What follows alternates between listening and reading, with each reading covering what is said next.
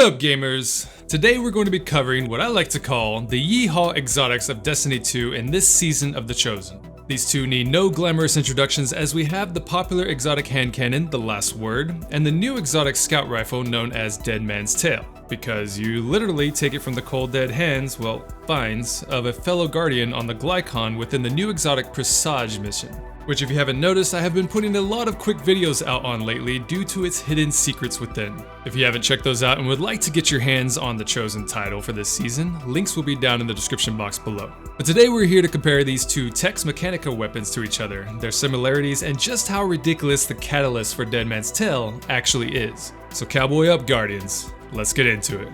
First up, if you haven't acquired the Dead Man's Tail just yet, it's quite simple to get your hands on if you've acquired the season pass for this season of The Chosen. You'll need to first go into the Arms Dealer Strike and go into the first room to the right after defeating the first batch of enemies at the start.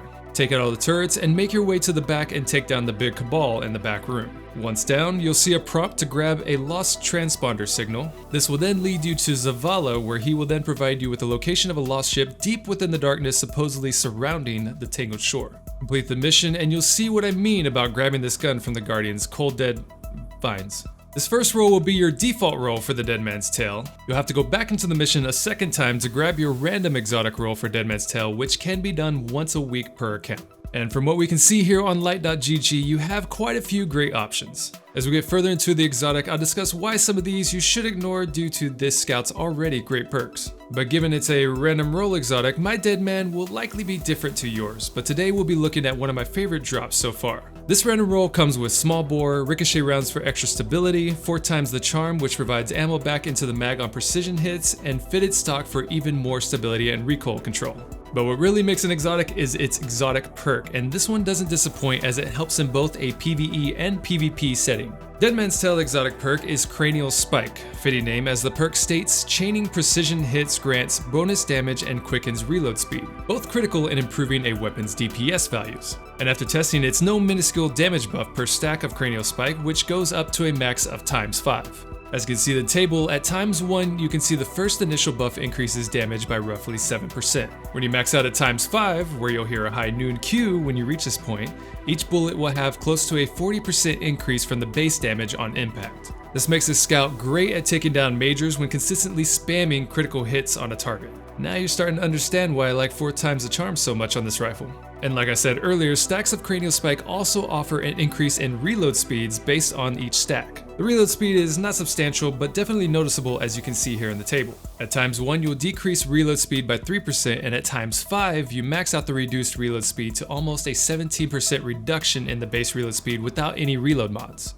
And just so you know, these calculations are not based on the whole mag, as it seems that when Cranial Spikes stack, it will go out before you can reload the whole mag. The calculation that you see on the table is within a 4-round time frame to accurately take into account the true reload speed increase from Cranial Spike. So in a PvE setting, this gun is a great option, but given the DPS powers of our exotic power weapons, it's definitely not recommended in the in-game content of Destiny 2. Where this gun really shines though is in PvP alongside its distant cousin, the Last Word. And before I jump into PvP, let's look at the Last Word real fast. In Destiny 2, the Last Word has been with us since the Season of the Forge and was once even more deadly at range than it currently is now. I would still say more on controller than mouse and keyboard, because for some reason on mouse and keyboard there still seems to be some ghost bullet issues. Now, since the Last Word is not a random roll exotic, you know what you're going to get, and this amazing 8-shooter comes with corkscrew rifling, accurized rounds for extended range, hipfire grip, and textured grip. Its exotic perk is Fanfire, which states that this weapon fires full auto, and hipfire shots deal bonus precision damage while also increasing reload speed and accuracy. With all that, this hand cannon is still one of my favorites to utilize in Crucible, and my lord, when it works, you definitely catch people off guard. Also, if you didn't catch it, you will never ADS this weapon. Ever. If you're rocking this exotic, you are a gunslinger through and through, and you always fire from the hip. Mainly because you lose out on 30% extra precision damage if not firing from the hip thanks to the Fanfire perk. And at a swift 225 rounds per minute, you can melt fellow Guardians up close quite easily with 69 damage to the head and 39 to the body. If you were to ADS with the Last Word, then crit hits would only count for 53. So don't do it. So as I was saying, both the Dead Man's Tail and the Last Word shine when it comes to PvP. But to get the Dead Man's Tail to its max potential, you'll need to get a hold of the Catalyst, which is acquired by completing a master version of the Presage mission. Then you'll need to take down a total of 800 enemies or acquire secret smuggling caches within the Presage mission to apply the Catalyst to your weapon. So if you want to do it easy, wish yourself to Zero Chi or make your way to the Thrall Room in Shattered Throne Dungeon and you'll get this done in no time. But once acquired, you basically make Dead Man's Tail a long-range Last Word. You can basically hip fire spam guardians on the other end with headshots while acquiring crits and furthermore increasing your Cranial Spike stacks for decimating results. And with an increase to the rate of fire from 120 rounds per minute to 150, this weapon is no joke to go up against, especially at a distance, which we're going to get into now. So going into this, I already knew that the Last Word has only a fair amount of distance it should be utilized before it finally drops off in damage, but I had no clue what I was about to see with the Dead Man's Tail. So starting with the Last Word, it will consistently proc 69 on crit from 0 to 15 meters before finally starting to drop off in damage. But even at 20 meters out, Last Word is still hitting for 68 before drastically dropping off to a 49 crit at 25 meters out. And just to think that the range on this hand cannon was even nuttier back before in vanilla D2. But now we go back to Dead Man's Tail, my word, it has no fall off at the majority of the fighting distance you'll encounter any other Guardians.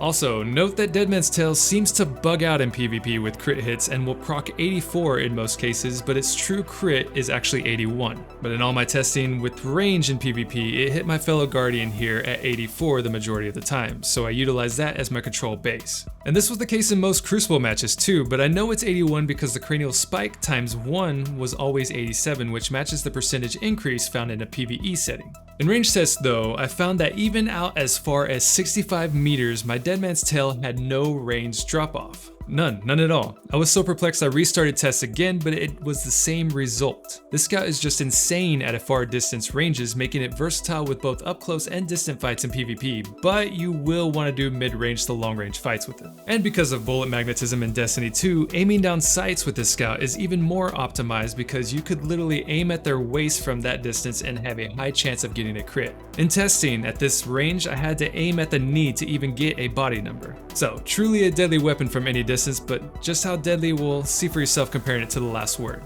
As I stated before, the Last Word starts dropping off between 15 to 20 meters and reaches its minimum damage at around 35 meters. But with the one I was testing out, the Dead Man's Tail scout never dropped off, at least when looking as far out as 65 meters, which was the max distance I could have a line of sight in most Crucible maps. And if you want to compare my Dead Man's Tail to yours, I had a range factor of 75, which isn't the max, but it's quite close. Which is insane when you think about it, that you can just hip fire crit shots from downrange, but at about 40 meters or more, you really want to utilize your ADS as it grants you a higher target acquisition from that distance.